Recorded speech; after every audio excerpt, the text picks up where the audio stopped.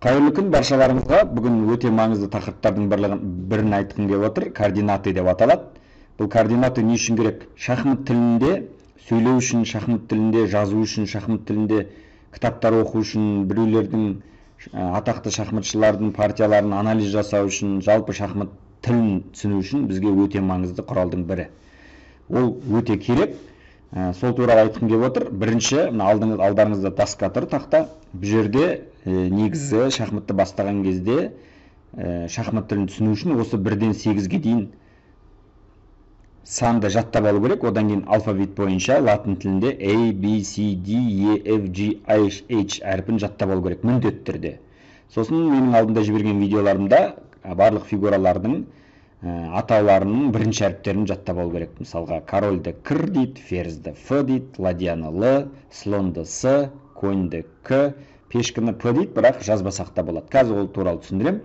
Жалпы, мысалға, позицияны сіз бір анализ жасап, немесе задача шешетін кезде, сіз позицияны құрасыз. Бұлай көзбен де құруға болады, негізі осы координата бойынша құрсаңыздар өте маңызды. Сіз біреумен партия ойнаған кезде өзіңізге запись жазып аласыз. Кейін анализ жасау үшін керек. Турнирлердің регламенттерінде де осындай үлкен турнирлерде осындай запись жазғызады. Енді қараңыздар.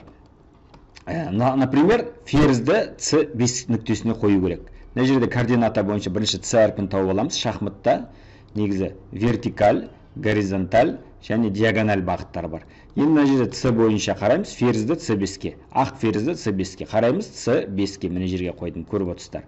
c1 мына жақта, дәл осының c координатасы бойынша екеуінің кездесетін жері міне осы жерде. Міне дәл осылай қиын емес, сонда жазатын болсақ f c5 деп атады. Ферзь c5. Одан кейін слон h3 дейік. h3. Міне слон h3, h3 нүктесі. Міне осылайдан үйрене бересіздер. Осылай үйреніп алу керек. Пешка. Мысалға, просто пешкелерді пешке деп айтпайды, сіздерге былай айту мүмкін. b2, c3, g7 деп. G7 деп, мысалы, B2 бір пешкіні, екінші пешкіні, C3-ке, үшінші пешкіні G7-ге. Міне, осылай қоясыздар.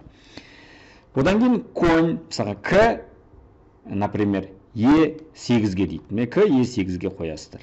Осылай тренировка жасасаңыздар өте маңызды. Одан кейін кір, или король, D1-ге дейді. Міне, король D1-ге. Міне, осылайдан тренировка жасап, өздеріңіз тақтада бірнеше рет тренировка жасап үйреніп алыңыздар.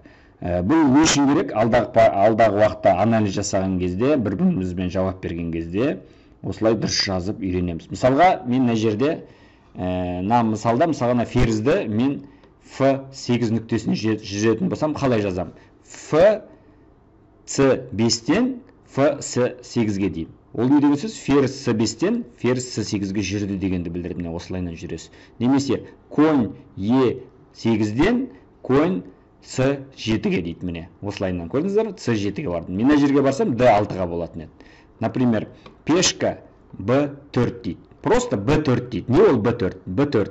Егер аты жоқ болса, бірінші әрпі ол пешкіні білдіреді. Мысалы, пешка, B-дағы пешкіменде жалғыз 4. Енді мынандай жағдайлар кездеседі, жейтін кезде қалай жазамыз деп. Жейтін кезде просто BC дейді. BC дегенде түсінікті B-дағы пешкі C-ға барады. Или былайның вариант тұру мүмкін. Сонда, егер BA десе, B-дан аға көшті қиғашынан жедік дегенді білдіреді. BC десе, BC-ны жейсіздер, пешкіні. А егер ферзь C5 десе, ферзбен жейсіздер. Әр фигураның осылай атауын қоясыз. Сіздерге түсінікті болды деп ойлаймын. Каналымызға жазылып, лайк басып, пікірлер жазуды ұмытпаңыздар. Нотация, координация сабағы сіздерге түсінікті болды деп ойлаймын. Келесі сабақта кездескенше сау, саламатта болыңыздар.